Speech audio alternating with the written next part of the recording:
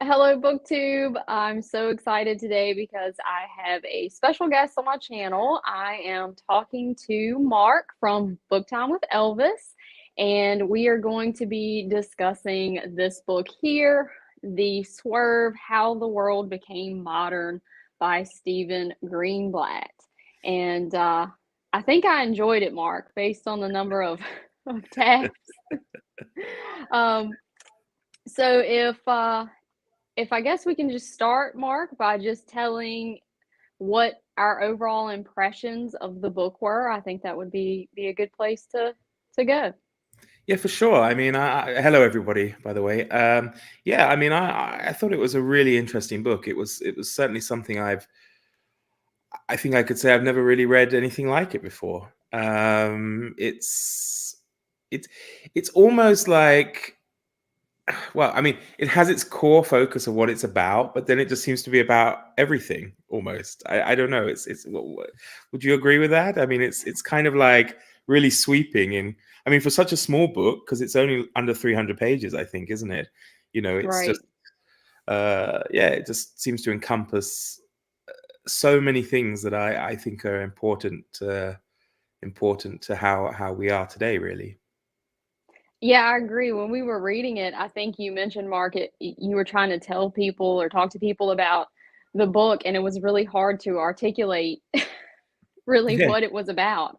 I yeah. mean, I guess, obviously at the core of the book, we are talking about this papal secretary, Paggio Braccolini, I think that's how you pronounce it, who uncovers this poem from the ancient Roman Lucretius, and this kind of generates a lot of changes in the time period. So I guess that's the core part of it. But you're right. There was so much in this book, and I had no expectations really going into it, and the fact that it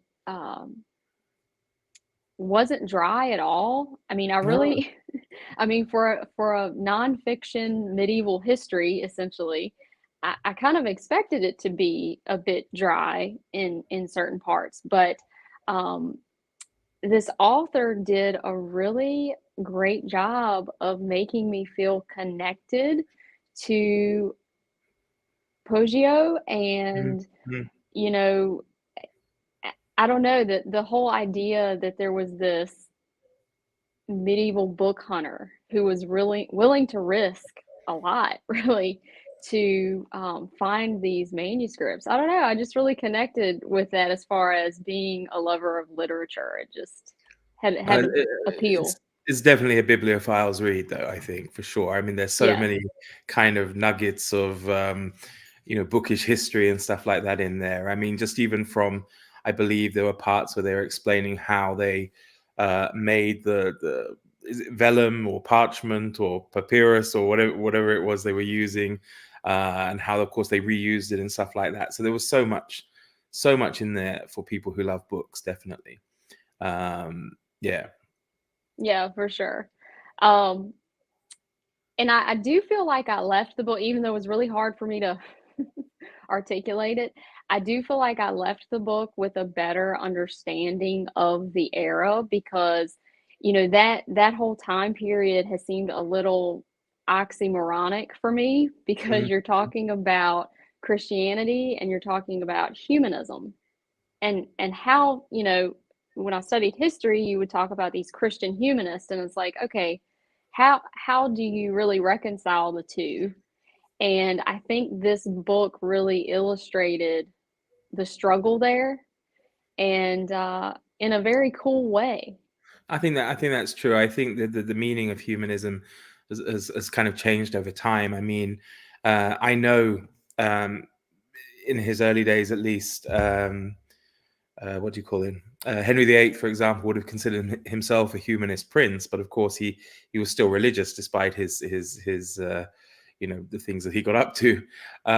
So I think there was very much a link between humanism and Christianity, which has kind of separated from in our own time. Because I know a lot of atheists and people like that kind of describe themselves as humanists because of this belief in humanity rather than something divine. So yeah, I think it was very interesting because we have those things kind of thrown around on the periphery of like other things that we read, and also some of the characters like Erasmus, Savonarola, is it, and even Mhm. the Bruno, and these people, I've heard of them all before, but I haven't known that much about them. I mean, I've come into contact with Savonarola when I read a history on Florence, but it was just interesting to see how Greenblatt kind of covered him, and that's what I really liked, is he told all these stories kind of, from a beginning to end, and he managed to fit it all into this really small book.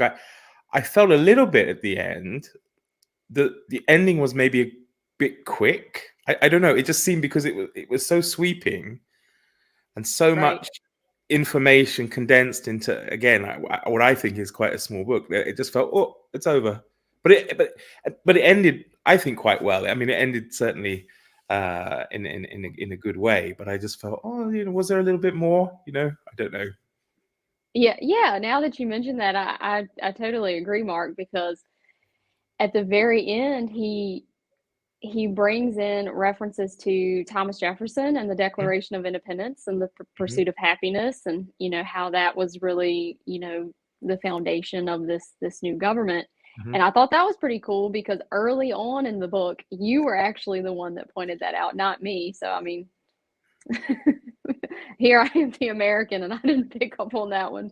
But Well, I yeah, I think was. I got it wrong though, didn't I? I think I thought it was the Constitution rather than the Yes, Declaration of yes. Independence. Okay, you were on the right track though, Mark. Yeah. But yeah, I thought that was really neat how he worked that in. And of course, I can totally see the connection there because, Thomas Jefferson was a well-known Latinist, and I didn't know he had multiple copies of Lucretius's poem on the nature of things. So in that was different something languages new. as well. I mean, Yeah, I was surprised. I mean, I would have thought perhaps he spoke French, but I believe one of the copies was Italian. So I yeah. guess maybe he could speak or at least read that as well. So yeah, it's yeah, it was fascinating. And going back to the kind of main character, I suppose, this the Poggio, he was also a very interesting person. I mean, he seemed a bit contradictory at times, didn't he? Because Yeah. he seems like he's kind of questioning a little bit religion, and then he shows that his big empathy or sympathy for Jerome. Is it Jerome of Prague or Jerome of Bohemia? I can't remember. I should know, seeing as I I live think here. Jerome of Prague is what they Yeah, refer to. Yeah. and his horrible execution for heresy. It kind of really haunts him. But then later he gets into this argument. I forget the man's name. Is it Vala or Vela? And he's almost like, kind of threatening him with the same kind of fate. Yeah, if he carries on in his, um, his. Sorry, let me go back. But what's really weird is the ideas that he finds in Lucretius is how everybody who kind of touches it disowns it a little bit. They Right. seem to be all for it, and then it's like, yeah, I'm not. Whether they're afraid of the consequences of following the heretical, although of course it was a pagan work, so it wasn't heretical at the time. Right. Uh, being accused of heresy, but it's just really interesting how several people are like, yeah, this is really interesting. Oh no, I've had nothing to do with it. The woman who translated it into English, and after she's like, Hutchinson, I oh, think. Yeah. I Yeah. don't want anything to do with it. So But yeah, she didn't want to destroy it. And that's something else no, too. Yeah, yeah, it's like I feel like you're right. You kind of have to read between the lines a little bit. And with Poggio,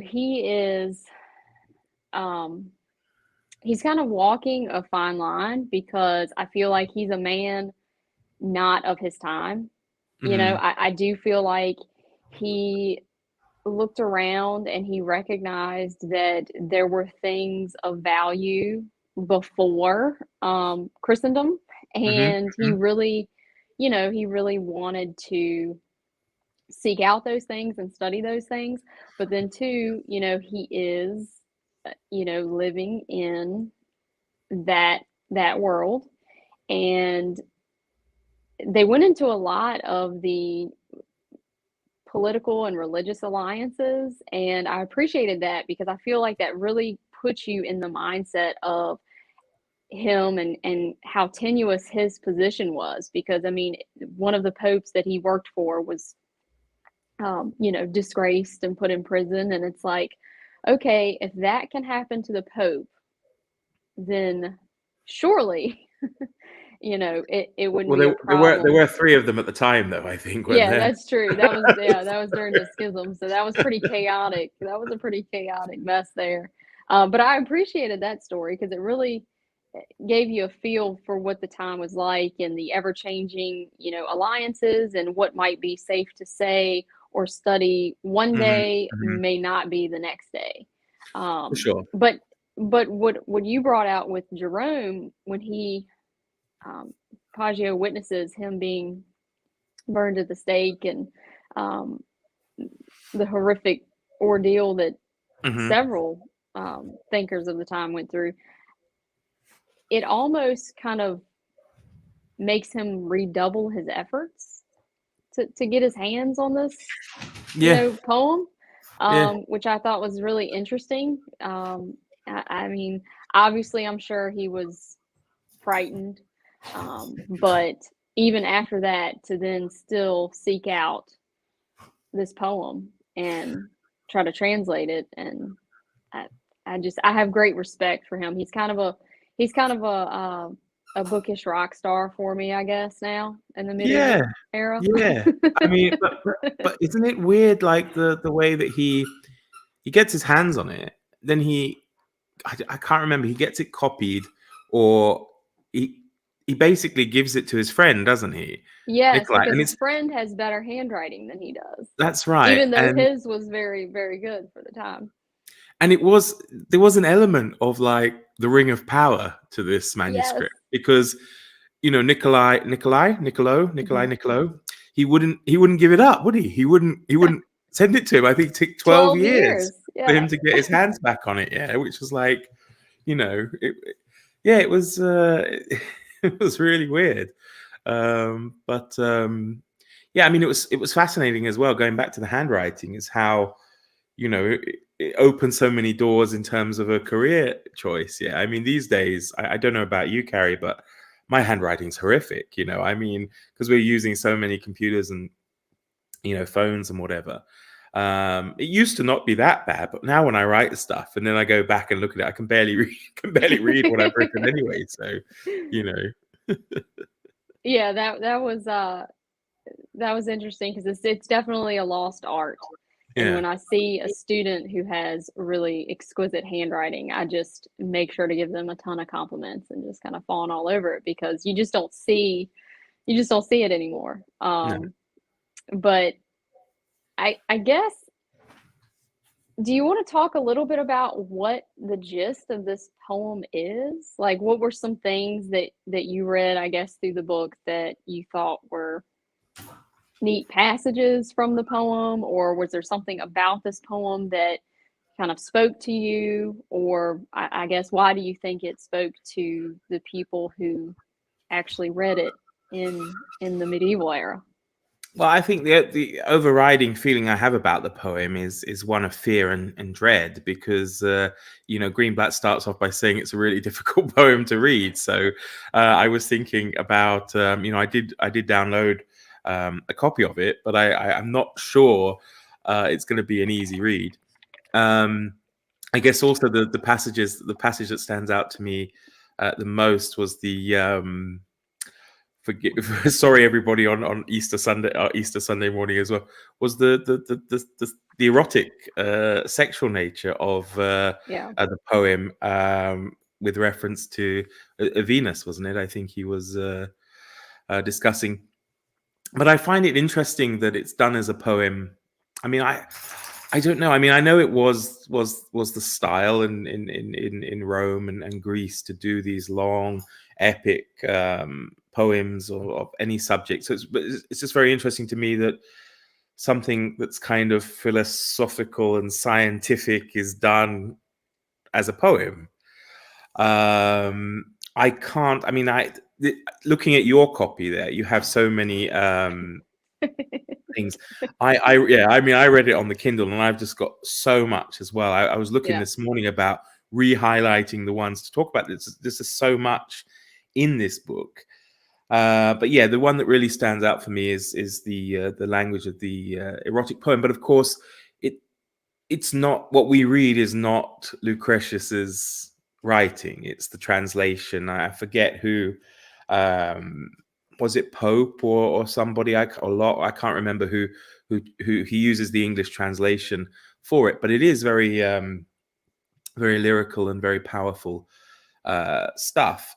I guess also this whole the atomism, or the idea of the small particles and atoms, which of course Lucretius didn't come up with. I forget who did, but that's also very interesting, given to with the things we know now and all this stuff. It's very very. Sorry, I keep being presented with toys.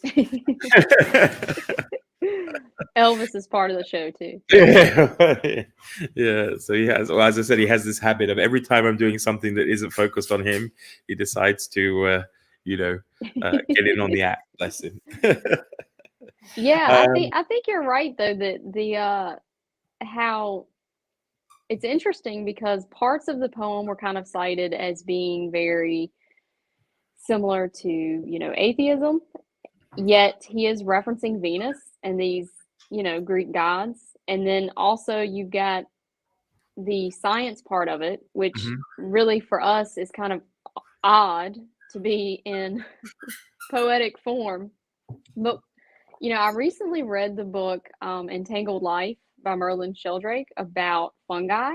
Okay. And it kind of made me think about that, because the way it was written, yes, it was very sciency. I know that's not a word, but it was very sciency, and I'm not someone who's super interested in science. I'm more into the humanities. Obviously, I think my book choices, but he had a way of talking about science that he almost had like a reverence for it. It was almost like a religious sort of tone to it, and a lyrical sort of tone, and he had a lot of anecdotes. So I feel like Lucretius putting some of this science into the poetry is a way to make it accessible to maybe people like me. Yeah, I mean, perhaps it's also like, maybe it's a learning tool. I mean, when you think about, a lot of the stuff we learn as kids, we learn, little poems, nursery rhymes, that has that kind of either rhyming or poetic element to it. We remember things, song lyrics and stuff like that. So the lyricality of, it's terrible. I've been living here 10 years and I teach English, but I don't get to speak so often to people who speak English as a first language here. So I find my own, vocabulary suffers a little bit. But the lyrical nature of poetry, perhaps, as opposed to prose, makes it easier to get ideas and points across. But what you said about the contradiction between kind of writing like a love poem or an ode to specific gods in a piece that eventually goes on to say that gods exist. I think that's the thing. He doesn't deny the existence of the gods. He just denies the fact that they basically give a damn, can I say that, about humanity and what we do, and how all the sacrifices that the pagans made on the altars and things like this are just in vain. Yeah, I mean, it was just pointless superstition. The gods exist, and then of course later our own god probably could be said to exist, but wouldn't care about what happens. And they even make a lot at this point throughout the whole thing about how many things would that omnipotent being have to be concerned with in the course of a day? Yeah, the fact that like every hair on your head is numbered, basically, and that's across all billions of people, and from dung beetles to whatever, is it really logical that? I mean, it would have been easier in pagan times because you've got a pantheon of gods, so they can kind of divvy up the work. But in our own time, of course, Right. with monotheism, it would be much, much more difficult. Of course, I'm not a religious person. I'm going to put that out there, so I found it perhaps easier to relate to or agree with some of the points on that. I thought, yeah, that makes sense to me. How can one being, occupy his or her or its or their time with, accounting for every single hair on everybody's head. So yeah, see, that's Stephen Corey Yeah. just wrote a comment there, didn't he, about the Ring Around the Roses nursery rhyme about the Black Plague. But you see, it's true, we remember that, because Yeah. I don't know the last time you sung that, Carrie, but for me it was probably over 30 something years ago. Actually, I used to do it when I taught World History 1, and All I would right. teach about the Black Plague. So we would talk about that and the symptoms that are listed in it and that sort of thing. So yeah, definitely a teaching tool. Kind of goes back to what you were saying.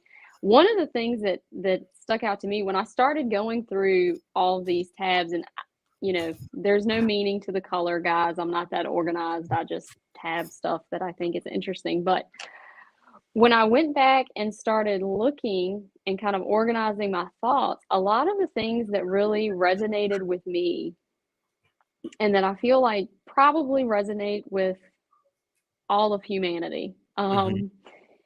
are things related to anxiety. Mm-hmm.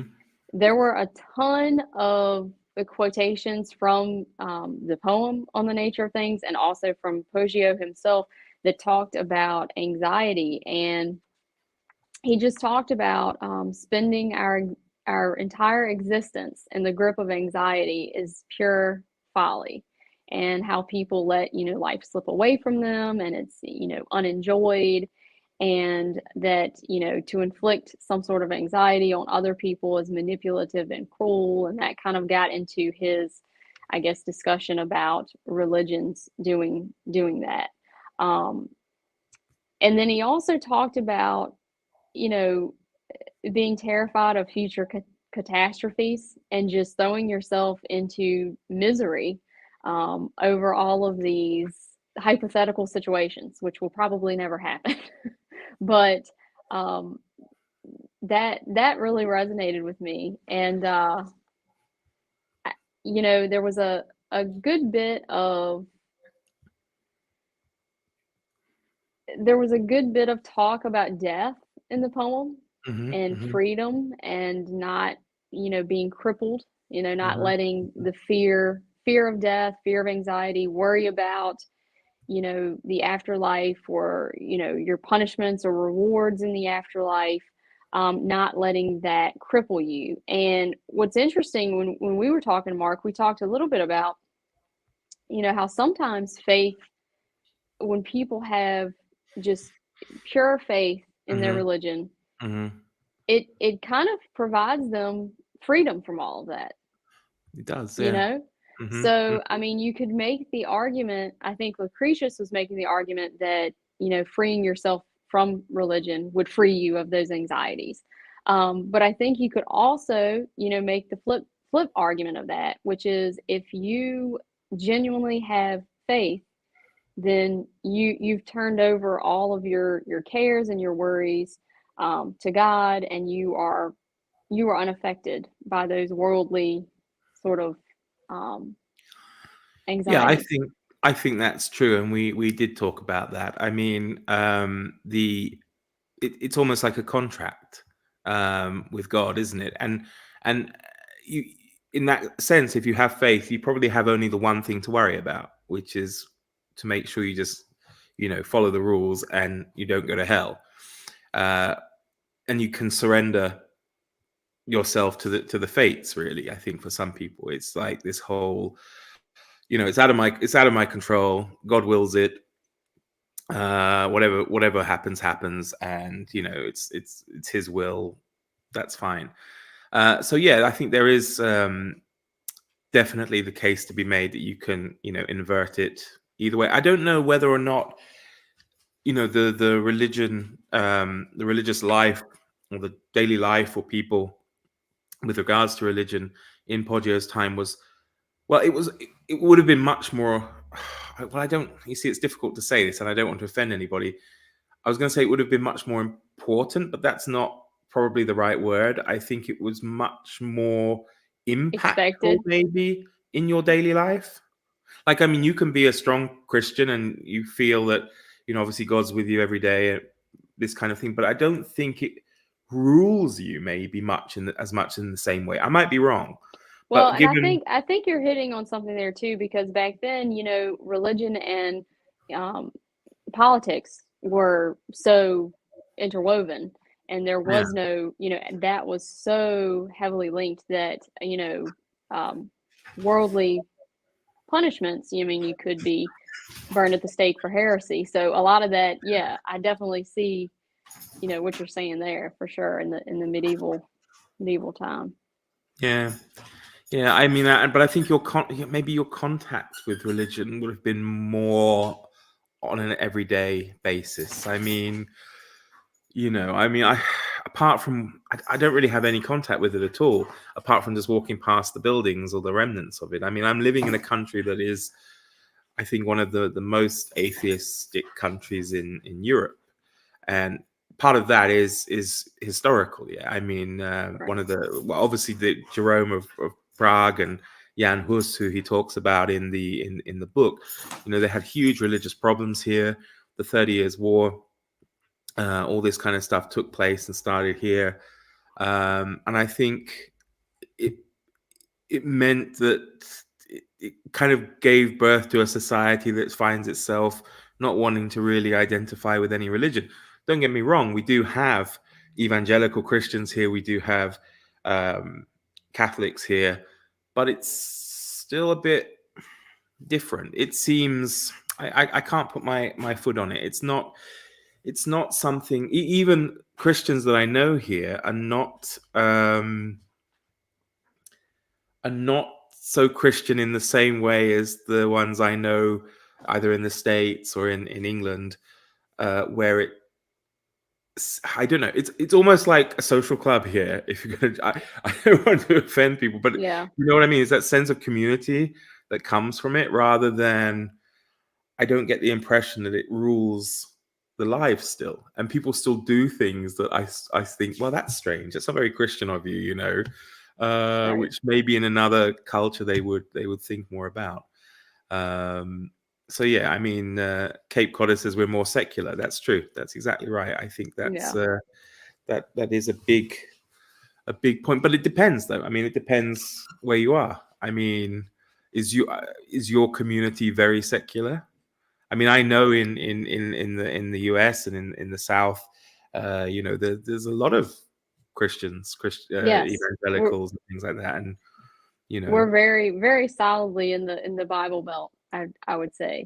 But I will say, just, talking to people at, different churches and that sort of thing, attendance is down.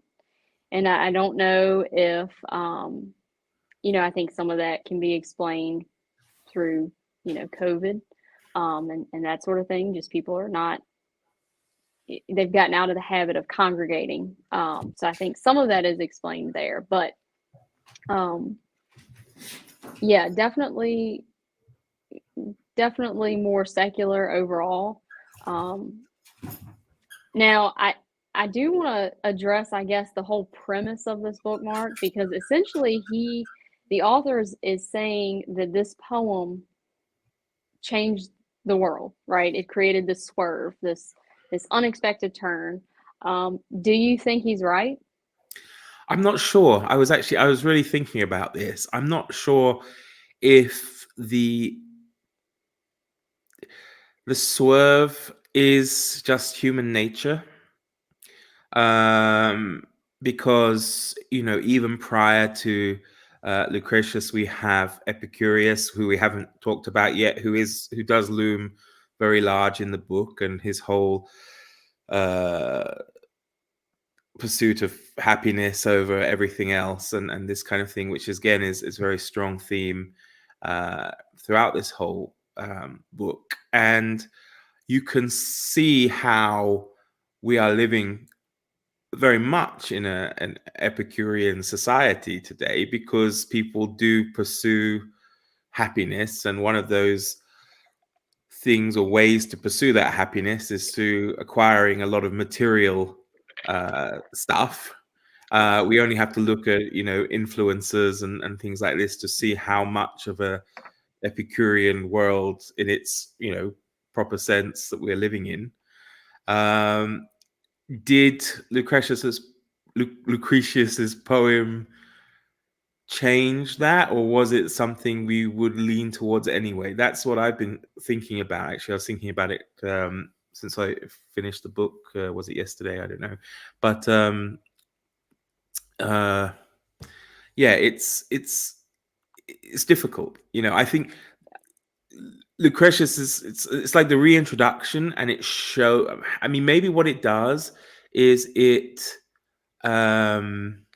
see, what's the word I want? Not reinforces, it confirms, or even that doesn't feel like the right word.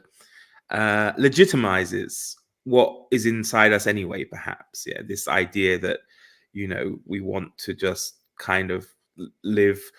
Well, it's YOLO, isn't it? And all this Right. stuff that kids talk about. This is Right. we want to do what we can do for ourselves. Well, and one thing he brings out in the book is that even during this time where you have, a focus on punishment and, punishment for sin, and you have the monks that are doing the flagellation, they're whipping themselves and all this sort of stuff.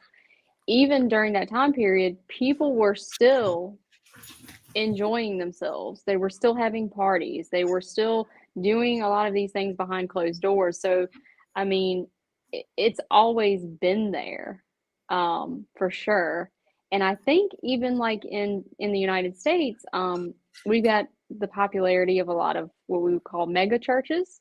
And a lot of those mega churches talk about the prosperity gospel, essentially the fact that God does want us to be happy and prosper. And I think some of that is kind of, I guess, explaining why they have private jets and that sort of thing, that the leaders of these large churches. But two, I think, it's hitting on something that's in all of us. I mean, we do want some sort of pleasure out of life. We just have this, whatever you believe about what's to come, if you believe in afterlife and in heaven or hell, what we do know is whatever comes next is not this. And so you do want to enjoy, I don't care who you are, you do want to enjoy your life. And what struck me about Epicurus was that, I don't know about you, Mark, but I didn't know a whole lot about Epicureanism. I knew it was a philosophy and basically, about, seeking pleasure and enjoying your life and that sort of thing. But his philosophy wouldn't really line up with today's expectation of instant gratification and consumerism. I mean, it really would not, based on what I've read so far about him. I mean, he talked about the value of good friendships and the value of finding work that's fulfilling. And for him, he thought that work that was fulfilling was something that helped people.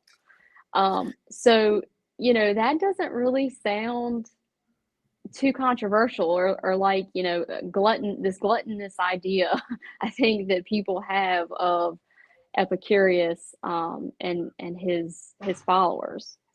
I think actually we've got some nice comments there. Stephen mentions, we live in an age where much more is possible, and that's of course something that couldn't have been imagined by the likes of Lucretius. Mukundara says, yeah, Epicurus discouraged the accumulation of material things as a means to happiness, and that's exactly what Greenblatt talks about. But you're right. I mean, it's very hard to line all of that thought up with today's world. I mean, in its essence, yes, this idea of pursuing happiness, but the way to that happiness has changed. What constitutes happiness, I think, for a lot of people has changed. We seem to always be striving to get more than everybody else and better things than everybody else, and that's what we think makes us happy. But I think all of us can see how we have simpler things that do make us happy if we're honest with ourselves.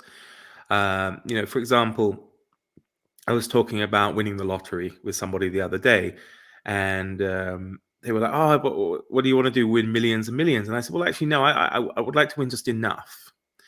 And I think the thing is, because of different things, I've got to the age I am now where I don't drive. So I don't drive. I don't have a car. So I'm not, for a lot of people, getting the nicest, newest, fanciest car they can get is happiness for them. It pushes them, it motivates them to maybe work harder so they can afford it. But in that small avenue, it means nothing to me. I don't need a lot of money to buy a new car because I don't drive. Would I learn to drive? I don't know. Maybe if I did drive, perhaps then I would feel differently. But I think when you kind of look at your life, I think everybody can find all these simpler things that would, make them happy. Staying home with my dog and reading a book does make me happy. Of course, going out with friends and spending money makes me happy too. But if I'm really honest, staying home reading a book with my dog actually makes me happier. I don't know whether that's, how much this idea of happiness evolves and changes as we get older.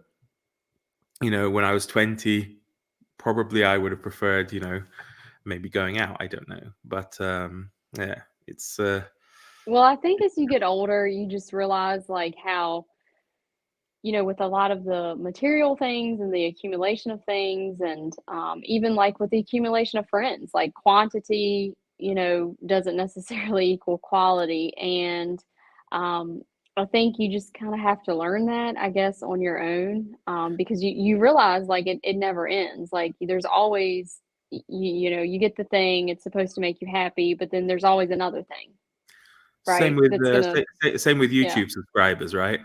Right, Quality exactly. over quantity.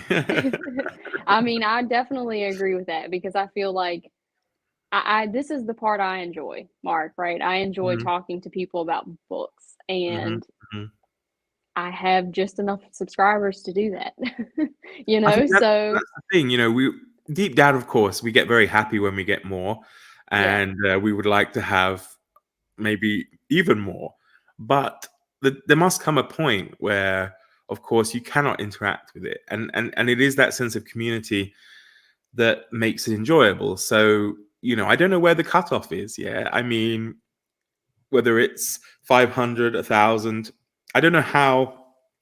I guess for the people who have like 100,000 or whatever, it's a business. You cannot possibly interact with everybody, and there are probably some fantastic people that you're missing because you just can't, physically go through all the comments and things like that. So right. I'm sure there's a lesson in there that we can apply to everything else. As you said, it's the quality.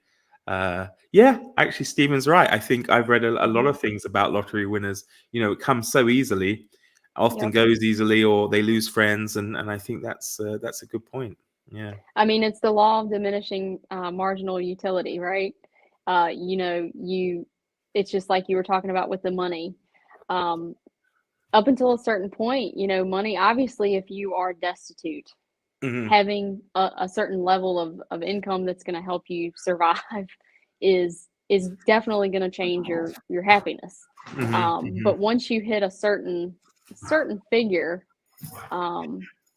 it definitely doesn't have the same impact. I Hmm. mean, what's the difference in a billion and 2 billion?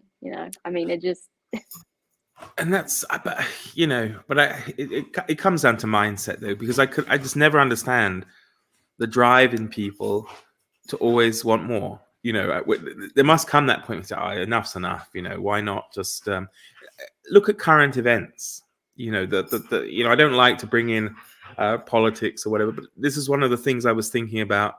Vladimir Putin. The man's 70 years old. He's been in power for 22 years. right. Why? I mean, is it? Yeah. What's driven him to do what he's done?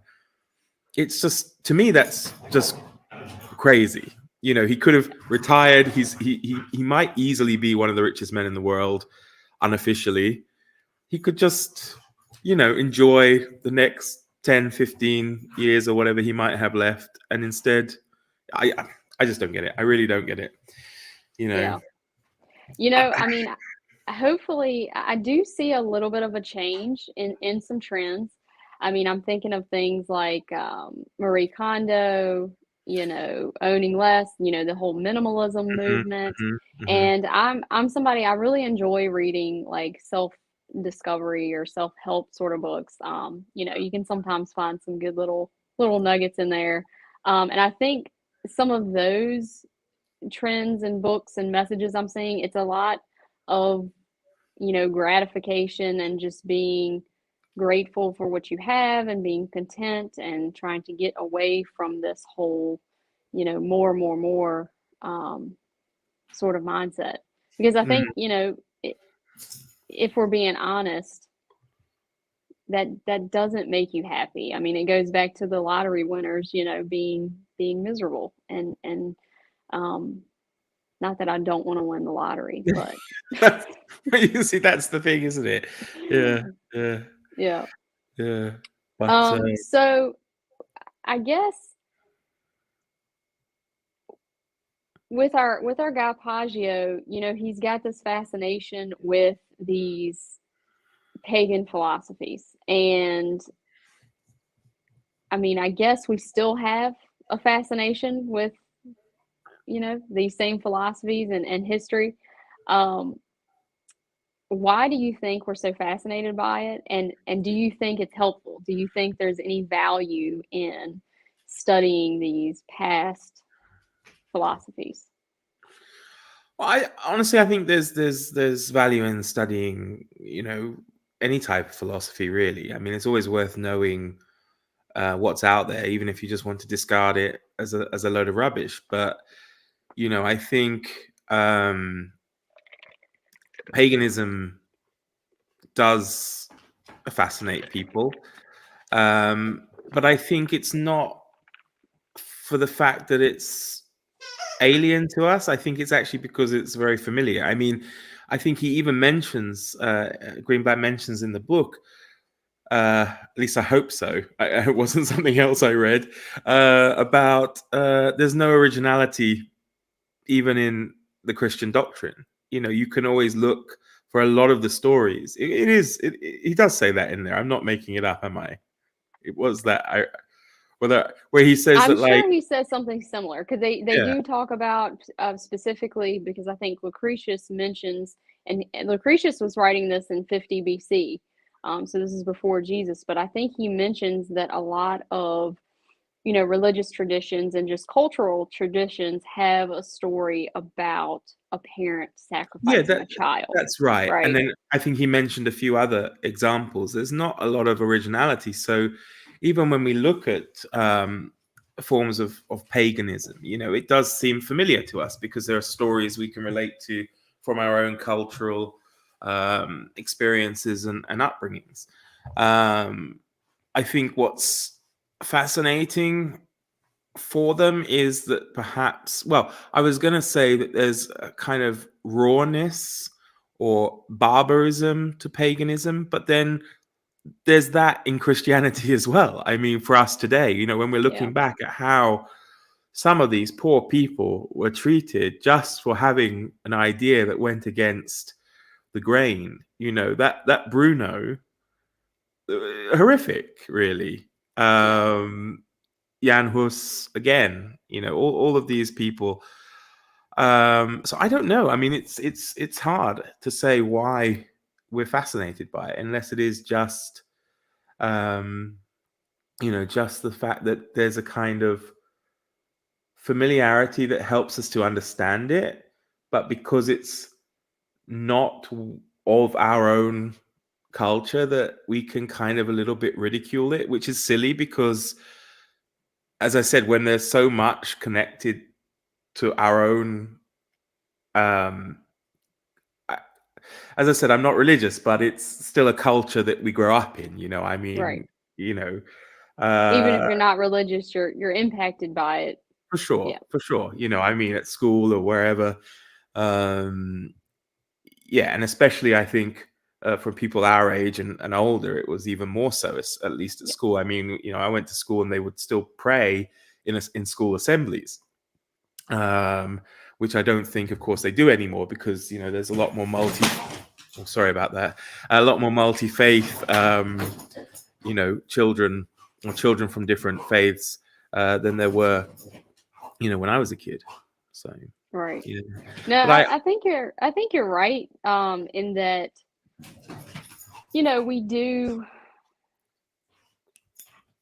we do seek out these things because we're trying to understand ourselves. And I think that's just a big part of studying history, which obviously I think is of the greatest importance. But I think that applies to philosophy, that applies to religion. I mean, I think, people who seek these things out are just trying to understand themselves. And I think that's why I identified with Paggio so much, because, it's something that's universal about humanity. And even though we're so far removed from medieval times, and, I can't imagine, and a lot of people, Christians today, you can't imagine doing something like they did in medieval times to someone just because they don't share your religious beliefs. it's Um, interesting it you say just that because we are far removed from Boggio, but we are closer to him than he was to Lucretius, I guess. Lucretius. Oh, I never thought about that. That's a good point, Mark. Yeah. So it's very interesting that this work spoke so loudly to those people who lived 400-500 years before us, and yet he lives 1,000 years before them. you know um yeah, it's, as I said, there's just so much. I mean, I wanted to talk about the whole library Go chapter and ahead, talk about all this that. stuff, and when he I think talked people about would love that. the Library of Alexandria and Hypatia, was it Hypatia. Hypatia? And the thing that I think struck us both was just how much or how many works have been lost. It was heartbreaking when he lists, like a full page of names that we've never heard of because their work doesn't exist. But what amazing things could have been out there. I found that all really, really fascinating. The talking about the life. What's the word? Apologies, everybody. Life cycle, that life cycle, daily life of monks, for example, and the beatings they got for speaking out of turn, and not to mention which you mentioned earlier, the self-flagellation, the beatings they gave themselves, and how graphic things like that was. I mean, there's so much in this that we could probably talk for weeks Yeah. about it. It's fascinating. I mean, really, really is. Even things like the special gestural language that the scribes had to tell people that they needed, some more ink, or without speaking and breaking the silence and things like that. The one Um, that got me was the gagging. They would make the yeah, gagging motion if they wanted an ancient work that was really scandalous. that's right. Yeah. Like, But what's so funny about that is that, they're recognizing that it's, scandalous. It's something that should make them gag, right? But it's still something they thought was worth preserving and was Yeah, worth copying. So yeah. it's very interesting, just the medieval church and its efforts to, on the one hand, suppress these works, but also preserve them, and also to try to reconcile some of the ideas Mm, with their mm, own beliefs, which I've always found that kind of bizarre, for people of faith, because I've always thought in my mind, if you have faith, then it doesn't really require any sort of justification. You mm. know what I mean? So, like, I always just thought it was so odd that the church was so preoccupied with, like, defending itself Mhm. against these works, and saw them as so dangerous. Um, It's a huge problem I have with the whole thing is the whole forcing people into, you know, belief systems and the barbarity of what happens when you refuse to conform, and of course the bravery of those who did refuse. yeah. I mean, it's so easy to just turn around and say, I retract my heresy. I was wrong. Okay, I'm going back, and that's the bizarre thing for me, that you could pretty much do that. Like you have a choice between like being burned alive or saying, "Oh, I was wrong," and pretty much, I guess, going back to your normal life, probably being watched Well, and and checked up on and stuff. I But think in certain cases, yes, you're right. Like with Galileo, I mean, he mm, gets off easy. He gets some house arrest, basically.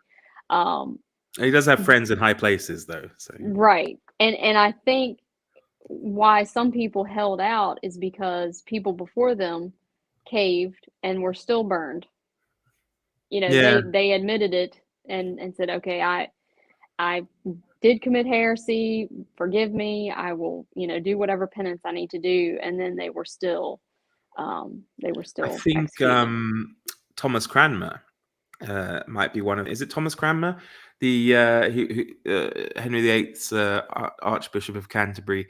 I want to say he under Mary, he said that he was wrong and he signed the document. I think it was him. And Okay. when they went to burn him, no, he couldn't make up his mind. He kept retracting and then saying on and whatever.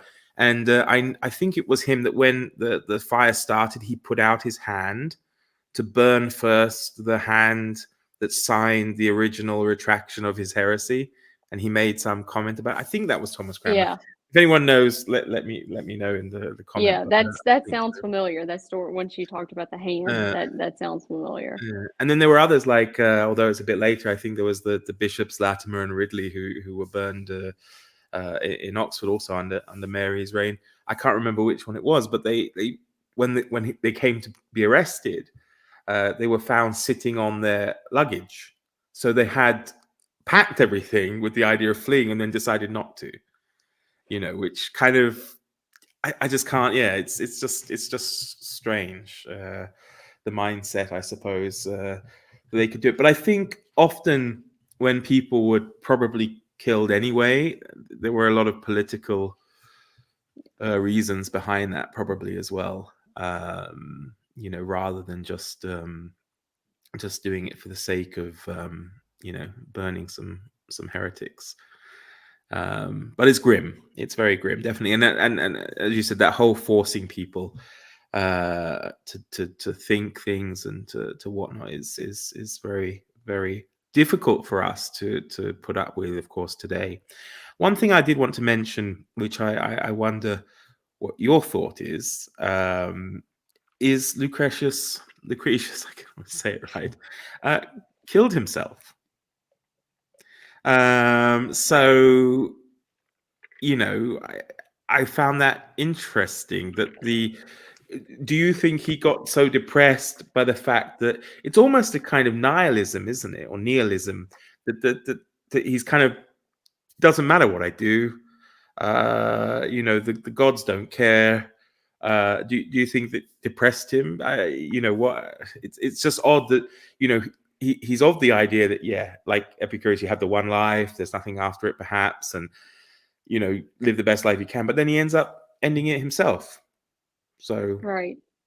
Yeah, I think, I've always heard of, existential depression, people who believe that this is it, there's nothing hereafter, and basically what's the point? And how that whole mindset can really throw people into a just severe depression, and, um, have no zeal for life at all. So maybe there was a bit of that, but I mean, you know, he could have just suffered with a mental illness. I mean, we don't know. There's just a lot that we don't know. But I guess the question is, what do you think, more scary for people? Is it this idea of, you know, total extinction, that after we go, our soul dies and that's it? Or is it more scary to think about afterlife and what possible punishment awaits? What's the well, personally, it would be probably the afterlife, and the possible punishments that would await me thereafter would probably be yeah. more terrifying. Because if there's nothing, there's nothing. You're not going to feel it. You're not going to know it. It doesn't really matter in the end, does it? I mean, that's certainly something they touch on, is the mortality of the soul. Because obviously we were always kind of led to believe the soul's immortal, and this stuff, whereas it's the body dies. But they very much push the notion of the mortality of the soul, and I think there is definitely an element of fear when we think about it. But the more we think about it, what's there to be afraid of? There's literally nothing to be afraid of. You know, Right. If you, yeah, so if you, Um, exactly, as Cape Codder says, there was nothing before you were born, so why would having nothing after be bad? And I think that's true. Of course, the idea of paradise, but even the idea of paradise is a little bit subjective, isn't it? I mean, what's paradise for one person might not be for another, and I'm not particularly enthralled about spending my time in uh, sunshine, and all the time. It will probably be too hot. And was it planting things in the fields that they were talking about or whatever? Yeah, okay, but for eternity, I'm not sure. But then, of course, it would be better than the alternative of being tormented by demons. But yeah, I think what does Margaret say there? I don't think the nothing is terrifying. Yeah, I think we'll feed the earth and be part of the natural cycle that way. And definitely, Margaret's right, and that's what they talk about as well. It's like the immortal part of you are the atoms, isn't it? It's like Lucretius mentions the whole idea that they'll just go off and be something else. So there's that kind of immortality, although you're just not conscious or aware of it. And what about you? Which is more terrifying? um, I mean, yeah, I agree. I think with what everyone is saying. I think, that's one of the things Lucretius was talking about with the anxiety, and religions sometimes producing this anxiety and this fear over the afterlife, and over the consequences for sinful behavior. And yeah, I mean, if there is nothing, if your soul is just gone, um you know that that's it. It sounds pretty bleak, but it's not terrifying. It doesn't produce anxiety, I would think, for most people. Yeah. Um, yeah. Mm. Um, so I guess my next question is, can you think of another book that swayed popular opinion in a similar way to what Greenblatt says on the nature of things did? This was the one question I was afraid of, actually, because Really? I couldn't really think. I mean, without being, I mean, there are a lot of books you could just throw out there. I mean, obviously the Bible changed, Yes. but I couldn't think anything, um, you know, well, I don't know. I mean, the list could either be extremely long or extremely short. Did you have anyone in mind? And then I can I say, yeah, definitely, yeah, that one. That I agree yeah, with that you. one, that one. Yeah. No, I definitely had the Bible. Hmm. Um, that definitely has shaped human history like no other Mm. book or series of books, because it's actually more than one book. But I would say, depending on where you live, too, any religious text. Of I course. would say in India, it's probably Hmm. the Vedas and the Hmm. Upanishads, and Hmm. Hmm. just depending on where you are, I would say whatever religious text is culturally important, then that's definitely one. But I thought about this, and I also thought the Communist Manifesto. Yeah, yeah. I was actually going to say, but M. Kundera has just said it in the comments on the origin of species. It popped into Yeah, my head there, but certainly the Communist Manifesto. Margaret Pinard says Galileo treatise on heliocentrism. Yeah, for yeah. sure. Yeah, And what's interesting about what the Harry folks in the Potter. chat are saying is the origin of species specifically and of Galileo were mentioned in this book. Yeah, And Lucretius's writing kind of hints at some of those things like natural selection and all yeah, that. yeah. So, For sure, he does. Yeah. um, yeah, kind of, and also kind of hinted at a little bit of socialism and some things there. So, um, kind of interesting that we pointed out those specific books. Well, I thought one of the other mentioned was Utopia by Thomas More. And what I found interesting about that, I'm not sure how influential it was in changing anything, but because of the way it's mentioned in Greenblatt's book, and I didn't know much about it. I knew it was a book, and I knew Thomas More had written it. And to be honest, my idea of how we use the word utopia today is different from how Greenblatt talks about the way More uses it. Because although there's this kind of utopian ideal, there's still at least one very strict rule. But what I found interesting was where utopia was, which was in the Americas. He says it's like off the lands of sailed by Amerigo Vespucci and this. And then I thought it was What do you interesting. mean? What do you mean, Mark? The world doesn't revolve around America? I mean, Well, are you? but I'm kidding. It was a but no, joke. but this is why I found it very interesting, because I kind of thought it linked back to um I've gone blank.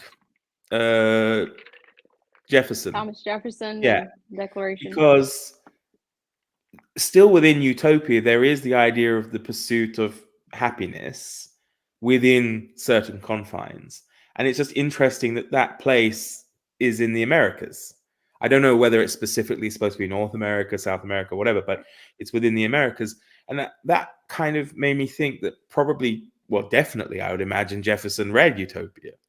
So then Yeah. it's kind of interesting that part of that is, you know what I mean, the connection. So in that respect, that this idea, perhaps the book did have a bigger impact than you can realize if it, had some impact on Jefferson thinking, oh yeah, hang about, let's pop this idea in there. Of course, as we knew, he read Lucretius as well, but yeah. Uh, And Adam Cave Smith, what's the Cave name? Cotter said Adam Smith, The Wealth of Nations. Yeah, for sure. I would think a lot of those, you know, uh, speaking of the Declaration of Independence and the Constitution, I mean, a lot of those Enlightenment thinkers from that era, I mean, the ideas for the basis of our government are really just taken right from those ideas. So, yeah, definitely agree with that. And with Thomas Jefferson, kind of interesting about him, I think he has some things in common with Poggio, because he's kind of a man of his time and a man ahead of his time in that, particularly with his religious beliefs, I mean, he's definitely held to certain societal standards of the time, societal Christian standards. But then too, he's reading Lucretius, and he's also, going through and doing what would be considered heretical in the Middle Ages. I mean, he had a copy of the Bible that he created himself, where he literally just kind of patched together what Jesus said and kind of cut out the rest. He had a load. He had a load of illegitimate children as well, didn't he? Yeah, so it's kind of a just like Poggio. So there's a lot of parallels there that are kind of But I interesting think to look back on. Poggio he had 12, was it 12 or 14 It illegitimate was a children lot. with one woman though. It wasn't like Yes, it was one he woman. went out Yes. and then of course he gets married. What is he, like 58 or something, and he marries an 18-year-old. And then proceeds to have, I think, 5, 6 more children, like abandoning the other ones that he had. Yeah, so he's a difficult character. I mean, you can like him at some points and then think I can't think of a clean word, but But not a nice person. not a nice person. Thank you. Yeah, thank you. Yeah. Yeah, I keep No, I thinking mean, though what other books there are, but there are I mean, that's the human experience, I suppose. We're all trying to grapple with what we believe and how we behave, and does our behavior and how we live line up with what we believe or what we say we believe. And that's something the church had to reconcile as well. But this was a super uh, interesting read, and I really enjoyed reading it with you, Mark. You are such a great buddy reader, and I also enjoyed reading it with Elvis because you always get the little squeaky toy in the background, which I really enjoyed. He's so cute. And is there anything that we did not cover that you would like to discuss or share before we wrap up? there's loads really. But I think, I don't know what your plans for the rest of the day are because, of course, it's a holiday weekend, isn't it? So here it's pretty much over. I mean, Elvis will be, at least within the next hour, will be wanting his dinner. It's, what is it, 5 o'clock in the evening. So feel very relieved, though, to have a day off tomorrow, which is nice. So Yes. I meant to ask you, do you guys have Good Friday off in the States? We do not get Good Friday off, but we do get Easter Monday off. So, yeah. It's interesting that, I wonder why some of the more religious places don't have Good Friday off, because we didn't have it off here until about 4 or 5 years ago. In England, we've had it off since I can remember. Poland, which is like, what, 10 kilometers, so what's that, 5, 6 miles away from here, extremely religious Catholic country. Good Friday is a normal day. It's interesting. They don't have it off. Wow. So yeah, I don't. And I remember when I lived in Germany as well, that the Catholics, because in Germany it's weird, they actually have federal holidays. You don't have that in the, sorry, not federal holidays, state holidays. You don't have that in the States, do you? In America? I don't think. Yeah, I don't. I think all of the holidays we have off are federal holidays. So like the weird thing was the Catholic states like Bavaria didn't have Good Friday as a holiday, but the Protestant states like Hessen, where I live, did. I don't know if that's changed now, whether it's a federal holiday, because it's 20 something years ago. But I found that kind of interesting, really. But I was seeing, what is that name? Margaret Pinard wrote, is that name the monk on the mule in the intro? Poggio, yeah, that's the papal secretary who is. That's right. Yeah, But and I said I to guess you that's who when I she's read talking it, I about. had feelings of what was it? Name of the Rose. I don't know Name if of the you've read Rose, that. yeah. Yeah, when they were No. approaching the monastery with his thing. But I mean, there's so much I could talk about. It was a really, really interesting read, and great, great company for sure. And I look forward to our next one. And I think it's funny how we came to read it, really, because I think you had made a video where you said something about that I'd been at that time the person you'd read with most, but Yeah. I was going to be superseded by somebody else. And I think I was just going through Goodreads, and the Swerve popped up, and it said you had Wanted to marked read it it. to read, and I thought, well, it looks interesting, so I'll send you a message. So it worked out really well. I don't think we can arrange a reading of On the Nature of Things. Probably it would be quite a challenge, but I'm definitely up for something else if anything springs to mind. Something I did mean, spring to mind earlier. I was gonna suggest it. I was just gonna say, let's hop right into On the Nature of Things today and just start getting through that.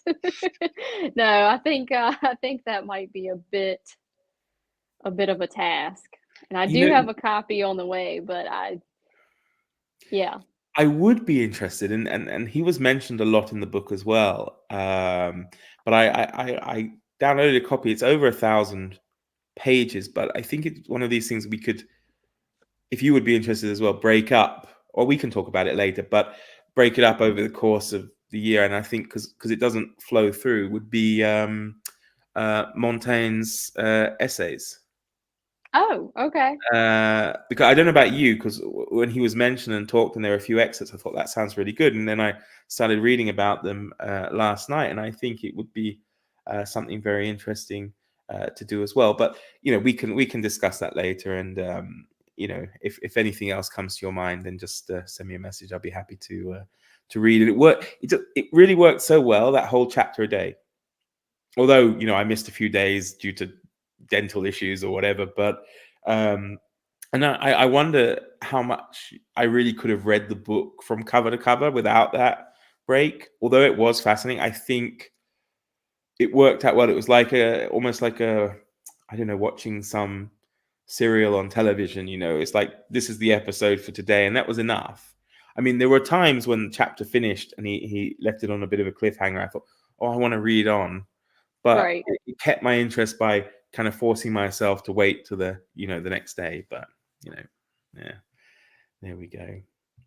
Well, we will definitely do another buddy read, Mark, and I can't wait for it. I always enjoy hearing your point of view, and I think we really exhibited just what Podio was talking about in this book at the beginning. He talked about how a lot of his friends would get together and share ideas and have these discussions where they were very civil, even if they did not agree on certain aspects, or even if they were talking about something kind of controversial, which I think, religion can definitely be that. So I Mm. definitely appreciate having someone like you to discuss these things with. So Likewise, and thank you for giving me the new experience of my first live discussion.